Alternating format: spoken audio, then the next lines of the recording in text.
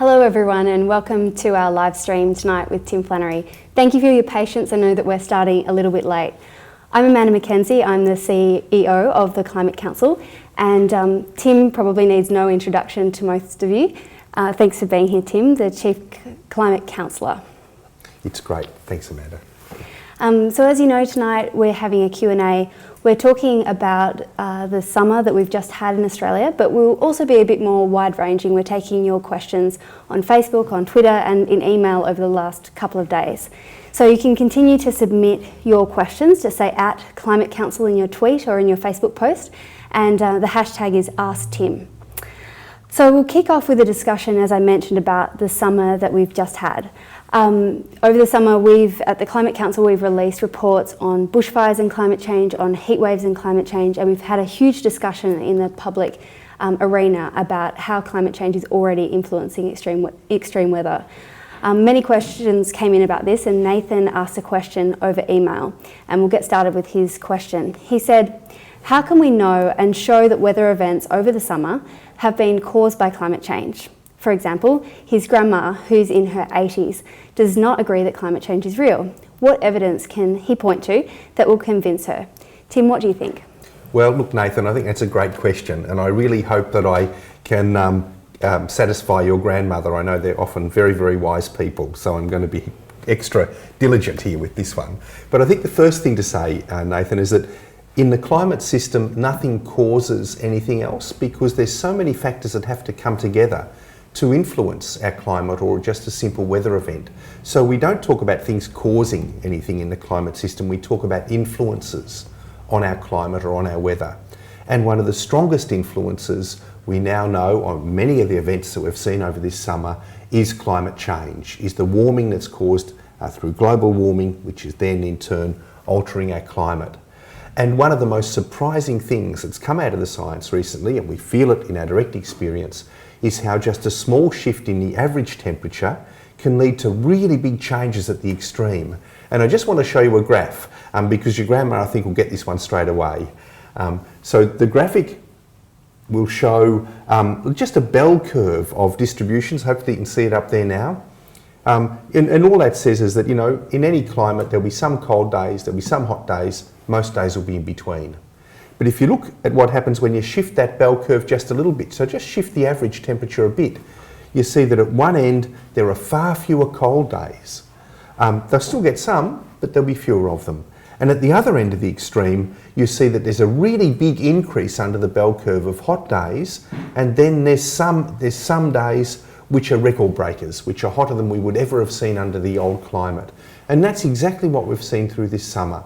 We've seen how that shift in the averages has led to a big increase in hot days, an increase in heat waves, and an increase in bushfire danger. Thanks, Tim. That was a very comprehensive answer. The next question was emailed in from Emma, and it's related to this as well. She says she's a bit confused by the link, if any, between climate change and the things that we've always experienced in Australia, so heat waves, bushfires and drought. Can you please explain the link between all of those different types of weather events? Sure. Well, Emma, look, this country we've known since really first settlement that it's a land of drought and flooding rain. It's a highly variable climate that Australia has had from the beginning.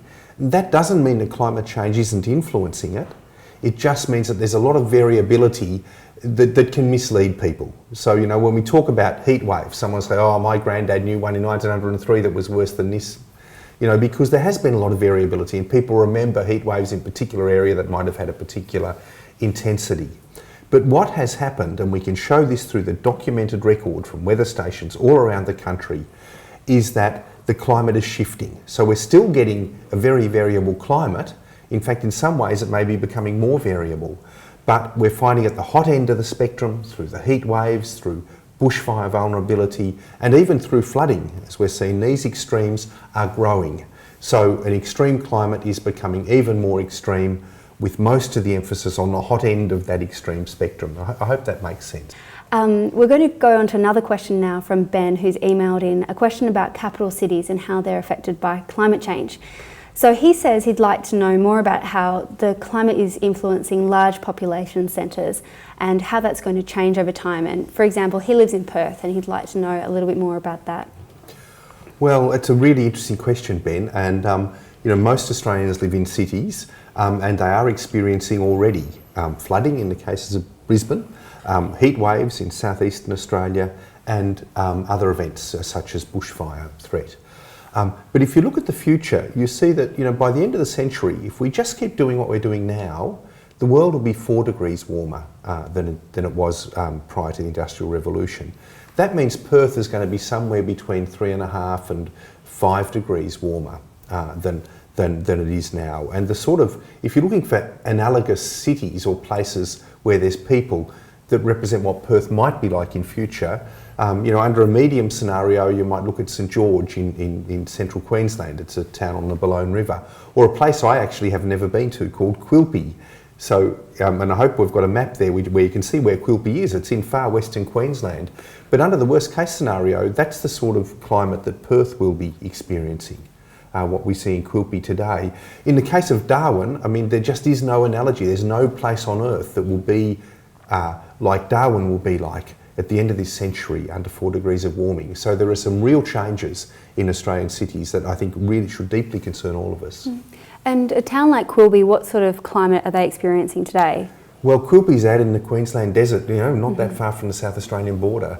So it is a desert community, and those sort of conditions, would be you'd experience in Perth. You'd be losing half your rainfall in Perth. You'd be getting much hotter conditions. So to reflect that sort of desert condition, I suppose. Sure. We'll now move on to a question about ecosystems. There was a lot of questions coming in about the Great Barrier Reef, and Mandy says that she read on our Facebook page, the Climate Council's Facebook page, that our coral reefs are being affected by climate change. What can she do to protect coral reefs for the future generations? Wow, that's a huge question, Mandy, because there is already so much damage. You probably know that half of the Great Barrier Reef is already dead. So protecting the rest is a big ask. We've got to have these underwater heat waves and acidification will be having a big impact. But on the broader scope, could I just say that we are already doing some things to help the barrier reef. We need to make sure that the regulatory environment around protecting the reef is really honoured, right? So that area doesn't get further human interference, which will help degrade it. The second thing is we've got to change our energy mix. We know what the problem is. It's burning fossil fuels. And we're moving away from that as Australians. There's 1 million Australian households now with solar panels. Each one of those solar panels is a really important nail in the coffin, really, of that ongoing pollution stream. Wind farms. In 2003 in South Australia, there wasn't any wind farms at the start of that year. Now wind provides 30% of the energy in South Australia, which means they don't need to burn as much polluting coal. So we're already doing things. We've got to keep doing that. But we also have to get active politically, I think. We've got to be advocates in our own community if we want to save this Great Barrier Reef of ours. And that means talking about it to your friends and family and your work colleagues, writing letters to politicians, asking them what their stance is on this. What are they actually going to do to protect this hugely iconic and important asset that we have as a country? So I can just see we need to push forward on so many fronts, but basically we've all got to become leaders. We've got to get involved and make sure that we confront what could be a terrible future and change it. I remember seeing a picture of the Great Barrier Reef from space. We're at the biggest living organism. It's just incredible. Tim, I wanted to ask you then about your personal experience when you were initially getting concerned about climate change. Part of your experience with that was living in PNG and seeing the changes in that environment. What stuck out to you when you were there and got you motivated around the issue? Well, Amanda, I was busy climbing all of the highest mountains in New Guinea because I wanted to find out what lived on top of those mountains. And the mountains there are high enough that there's a real alpine zone, so there's an area where it's just too cold for trees to grow. And up in that alpine zone, there's so many unique species, many of them with relatives in Australia. You'll see giant echidnas. They're like our echidnas, but they can be almost a metre long. They're huge animals. Tree kangaroos, giant rats, paddymallons, which are a kind of wallaby and so forth. So I was climbing these mountains, studying this interesting fauna, and I noticed that on all of the mountains, the alpine zone was shrinking, so the tree line was advancing. I didn't know why that was really. I realised years later it is a clear manifestation of global warming.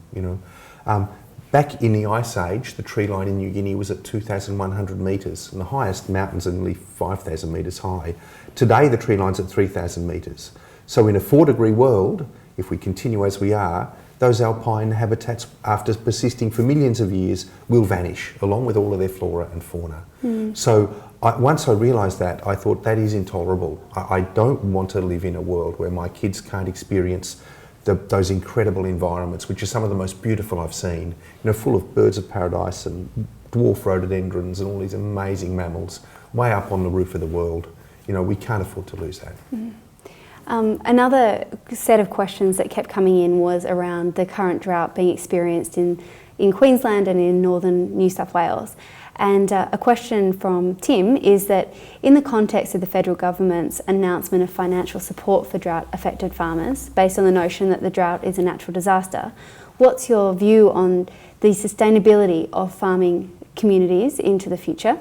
And will Australia experience more frequent and extreme drought? Well, look, it's very clear, Tim, that climate change is already affecting farming in Australia.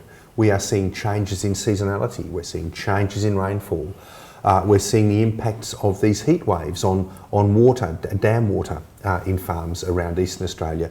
People understand that these conditions are new and potentially threatening to farm enterprises. So I think when we look at the future of agriculture in Australia, we need to factor in climate change. This isn't just a natural disaster. There are aspects to it that are influenced by climate change. And if we understand that, we're in a much better position to help Australian farmers and agriculture into the future on a sustainable footing, not just with some handouts for what people see as a short-term natural disaster, because it's more complicated than that. So I think we need, as with so many aspects of life here in Australia, we need to plan for future climate change. And the agricultural sector is one where it's absolutely imperative, because if we don't plan, we'll be caught unawares, and then we will see very big impacts that we haven't anticipated or planned for that'll have a much worse effect than it would otherwise have had. Now from agriculture to health, Claire's emailed in a question. She's a nurse and she's asking about what the biggest health impacts of climate change should be and how the health sector should be preparing for those impacts. Well, it's interesting, Claire. We talk to a lot of doctors and nurses as we go around the country. It's in a climate change capacity, and we're seeing that health professionals are already seeing the impacts of climate change. Just the stress of the ambulance systems during heat waves is one good example. But it's a complex area, health science and impacts. It'll include everything from floods, and we've seen some examples of health impacts of flooding, through to those heat waves, through to bushfires, through to changing patterns of disease occurrence, because temperature has a big impact on disease. Things like dengue fever may spread further south. Food poisoning related things where heat spoils food is also on the increase. And of course, on top of all of that is the psychological stress. So many people who are in the direct line of climate change are feeling increasingly stressed. And so there's a myriad impacts, and again I think we need to start talking about this and planning as a community for what we know is we can already see begin, but which is going to get worse.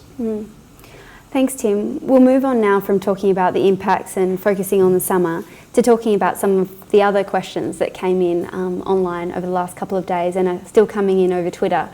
Deborah asked a question that I think a lot of people are confused about. Everyone's seen the extreme cold weather in the United States and the very strong rain in Britain and snow in Japan. And she asks if you can explain what they are experiencing in the United States and if it's linked to climate change. And she says that people look at all that snow and say, oh, it can't be global warming. What do you say? Well, I say, Claire, there's a lot of people who are out there trying to mislead the general public about this sort of stuff.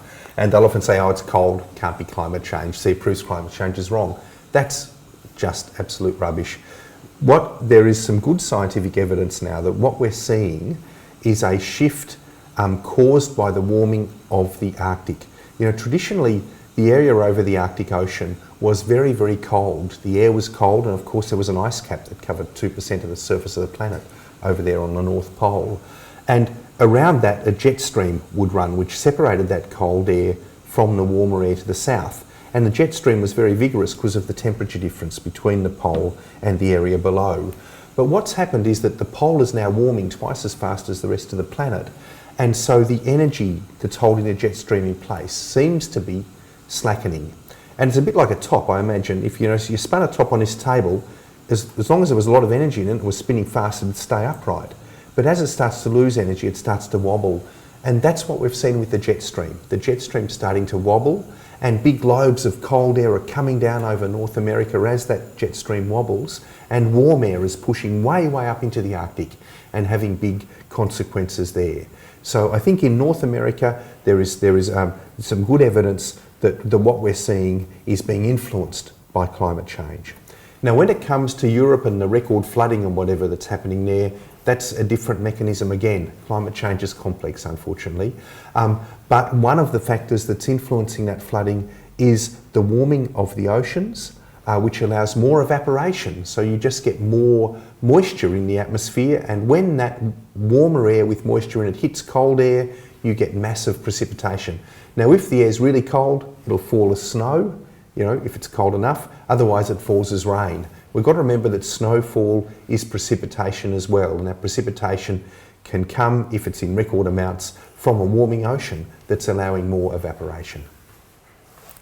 Following on from that complexity about all of these systems, Ben says that he often switches off the news about climate change because it's so depressing. Can you tell us any good news? There's lots of good news, Ben, but I tell you, mate, the main thing is never get depressed. Just make sure that we win this battle, because if we sit around getting depressed, we're going to lose it. So it's really important that we focus on just maintaining our energy. And I know how difficult that is, I can tell you at times. But there is some great news stories out there. I mean, who would have believed 5 years ago that the US would have reduced its emissions, greenhouse gas emissions, by nearly 11% since 2008? That's a brilliant win, massive, massive change. And in China, I mean, you can't open the China Daily or any of the newspapers without running across climate change stories now. The pollution has got so bad in China. It seems to be, by some reports, killing 500,000 people a year. And people want change. No wonder China has become the great innovator and great investor in the clean tech area. So there are a few things, and just one little one off the side. If you go to London after 2018 and get a good old London cab, you'll be getting an electric vehicle. All of London's cab fleets are going to go electric. And if that electricity is derived from wind power, as it increasingly is, we've got a great solution. Great. There's a question from Damien that's in the same vein. He asks why it is that Germany, a country with far more sun than Australia, is transitioning to a clean energy economy faster than we are. We're the sunniest country in the world. Why aren't we doing more? It's a good question, Damien. Germany seems to be winning the climate war this time. I know. They're doing a really great job. And that is in part because Germany has a high level of awareness of environmental issues. The Germans are great environmentalists. And, in terms of solar, well, Germany's best solar resources are worse than Australia's worst solar resources. So they're not starting with great material, but they are putting a lot of policy effort into it and investing in this area. So they have got a huge energy asset now in solar and wind. I mean, on a quiet day in Germany, solar and wind power the economy. And they're developing what the Germans call wavy baseload. So, all that solar and wind, it's not there all the time, but there's plenty of it there most of the time. And it's creating this wavy baseload, and natural gas and biomass and whatever fill in the gaps. So Germany's well advanced. In Australia here, despite the fabulous resource we have in terms of solar, we've had a very lackadaisical policy approach to it. So unfortunately, we've had cheap polluting coal being burnt far too long in this country when we should have transitioned to solar a long time ago, in my view. And moving from solutions to how quickly we need to act, Anne's emailed in a question asking you, Tim, we at the Climate Council talk a lot about the critical decade for climate change. Why is that? Well, this decade is truly the critical decade. And the reason we say that is that if you look at how much fossil fuel we can burn before we go through the threshold of dangerous climate change, which is around 2 degrees, we see that unless we take action this decade, we will overshoot that carbon budget. So in simple terms, we've got to turn the global trajectory of fossil fuel burning downwards this decade in order to have a hope of staying below 2 degrees with strong cuts in future decades. And we've got another question coming in around that area as well from Bob via Facebook, saying, are we wasting time and resources arguing about the causes of climate change when we need to start addressing the effects? Well, Bob, I'd love not to have to argue about the causes of climate change, but the fact is there are people out there, many of them supported or paid by the fossil fuel industry, who are trying to argue the opposite. And unfortunately, their arguments are being heard by some governments. So we still need to keep on arguing that this is a real issue. It's caused by us. We have to move on. But you're quite right in another way that, you know, it will be great to talk about the energy future for this country. So many young people get it, you know, they're in the solar industry or they're in the wind industry or they're innovating around energy efficiency or biomass or some other area. And that's where the future is. And I think increasingly that's where the focus will be. But at the moment we are in a position, unfortunately, where we need to get the word out in as broad a way as we can, that we are responsible, we need to take action. I'm going to shift gears now a little bit, Tim, to ask some other common question that we're getting.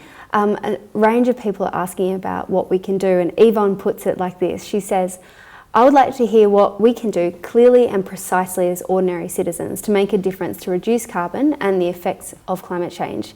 Is this a pie in the sky notion, or is there a package of things that we can do to help?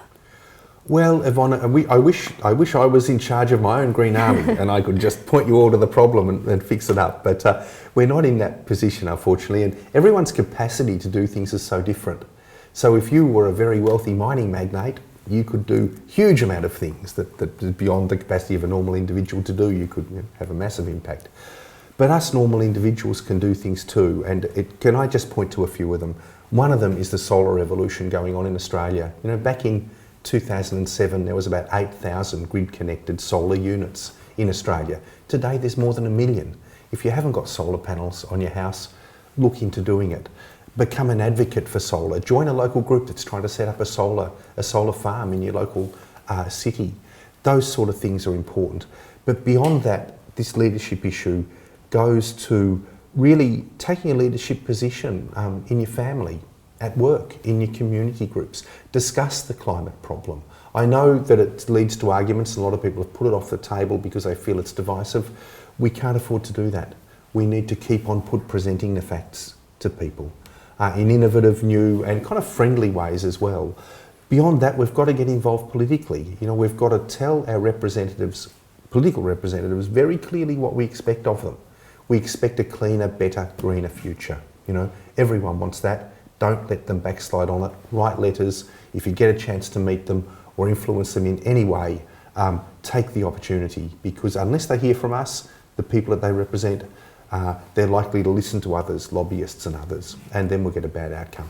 And it's probably worth mentioning there that if you do want resources to share with your friends and family, that's one of the things that we're trying to do more and more of at the Climate Council, particularly through our Facebook page, releasing graphics, and we have a whole bunch of reports, and sometimes we don't just have the reports, the 70-page version, we also have a key findings at the front that can be pretty useful just to send to someone that you think needs more information about the issue. That's right. And Ben, I want to hear from your grandmother what she makes of that graphic, mate. Get back to us and let us know.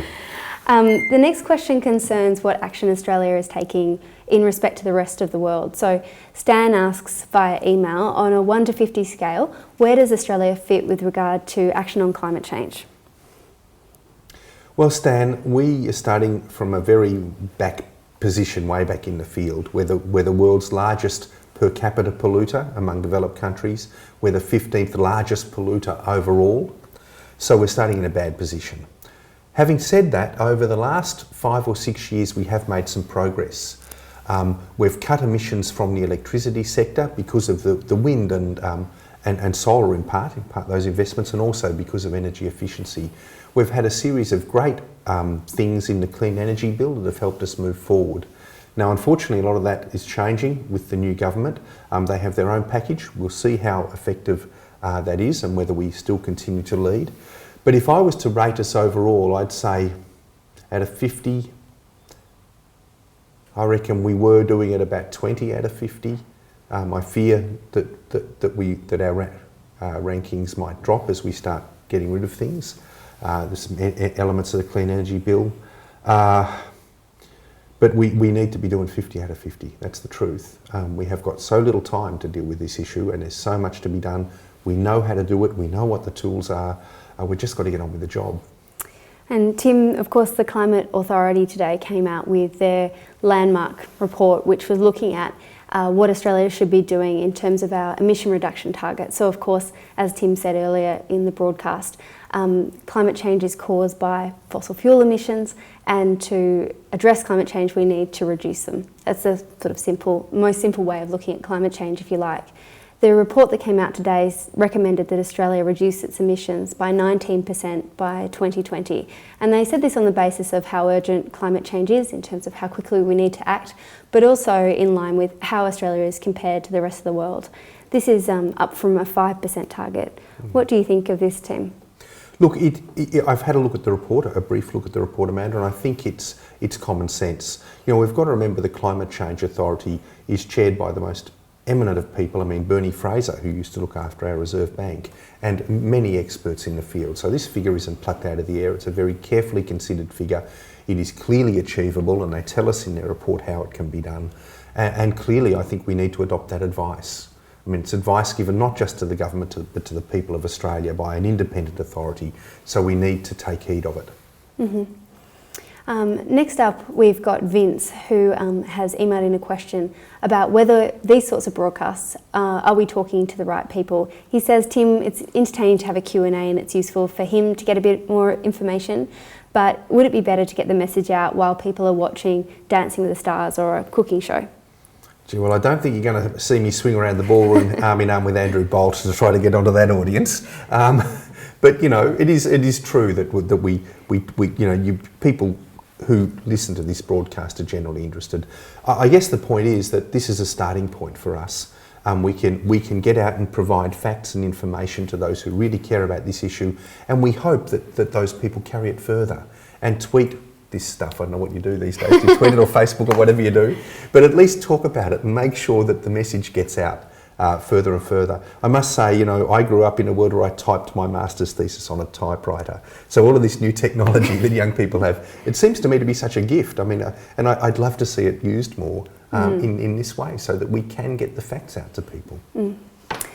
Trevor shares Vince's concern and wonders if there's more that the council can do. So can we share our plans for the future, particularly about having a public conversation about these issues? Look, Vince, we are getting out there, trying to do this through various media. Through the year, you'll see more reports that we do. We hope to do some more face-to-face town hall meetings, which I think are fantastic. We've had great feedback from those. And there's nothing quite like meeting people face-to-face, particularly when you get some people who are sceptical or still undecided. You often see they come away with a real new understanding of it, so that's important. We've got a number of reports coming out. We're going to be having a board meeting in the next few weeks and flesh a lot of this out. So I think you'll hear much more from the Climate Council in the next 12 months, courtesy of the support of people like you. So and if you wouldn't mind, Amanda, I'd just like to say to all of those who support us, thank you so much. We couldn't do it without you. We really are your Climate Council, and we're out there to make sure that we do the very best we can with the resources we have. There's been a bit of discussion online around the issue of ocean acidification. So stepping back to the science, Tim, can you tell us what ocean acidification is and how worried we should be about it? We need to be really worried about ocean acidification. It's a strange thing that such an obvious change could have eluded scientific understanding for so long. I remember when I wrote The Weathermakers in 2005, you know, the very first papers explicitly talking about ocean acidification had only been published in 2002, and there was very little information about it. But basically what it concerns is the carbon dioxide molecules in the atmosphere get absorbed into ocean water, and there they turn into an acid called carbonic acid. And the ocean itself is more alkaline than acid at the moment. And that allows creatures that make shells, prawns, scallops, oysters, anything else, it allows them to build that shell from calcium carbonate in that alkaline environment. As the oceans get more acid, the organisms find it harder to get the calcium they need to make those shells, And if it gets even more acid, the acid will actually eat away the shell. And we're already seeing impacts from this. People studying mollusks that live in the Southern Ocean and the Arctic Ocean are seeing that their shells are now 30% thinner than they were in the past. And that's because this acidification is eating away at the shells of these tiny organisms. And it will have big commercial impacts in future. And you know, this isn't a theoretical thing. It doesn't depend on climate models or anything. You can go diving off volcanoes, off Italy, submarine volcanoes, where CO2 naturally percolates through the water. And you can see conditions that are going to be those which we'll see at the end of this century. And it's a catastrophe. Whole classes of organisms just don't exist around those vents. So, and we look back into the deep geological past, we can see times when the whole ocean went acid and the ocean floor was eaten away, and there was massive extinctions 50 million years ago. So this it's one of the most concerning things for me, because the ocean is this giant juggernaut of our planet. It's 500 times bigger than the atmosphere in terms of its mass. It regulates so much of the planet. And if conditions in the ocean change, we will be utterly helpless to do anything about it, because it is just such an enormous influence. So, you know, if you don't believe the climate models, if you've got doubts about climate change, that's one thing. But ocean acidification, really, it's a simple thing to understand, doesn't involve modelling, and it should terrify all of us. Tim, you mentioned that your understanding of the deep geological past, and many people probably know that you have a background in paleontology. What does that knowledge of millions and millions of years in the past, how does that inform your understanding of the future? Well, look, it's really helpful to understand the past. And just for one small example, if we go back to the end of the Ice Age, which was about 20,000 years ago, that was a period of unprecedented rapid climate change. Our Earth warmed by 5 degrees, from an average temperature of 9 degrees to nearly 14 degrees. And as a result, sea levels rose by 120 metres. Species had to migrate the length of a continent to find a climate suitable for them. Now that is huge change, but if you compare that with the climate change that we are now experiencing, this climate change is of equal magnitude, so we think we'll be living in a 4-degree warmer world if we don't change anything, but it's happening 20 to 30 times faster than the changes that occurred at the end of the Ice Age. And everyone and everything needs time to adapt to new circumstances. So these rapid changes are killers. That's what drives extinction. That's what will stress our society. If we had 1,000 years to relocate our coastal infrastructure, it might be okay. If we've got just a few decades, it is enormously expensive and hugely stressing. If it's true for us, it's true for trees, birds, animals that have to migrate, or coral reefs that have to migrate to find conditions that are suitable for them. So that deep understanding of geology is really helpful, I think, in terms of calibrating the sort of change that we're on the threshold of now. Well, Tim, thank you very much for your time. We've come to the end of the broadcast for tonight.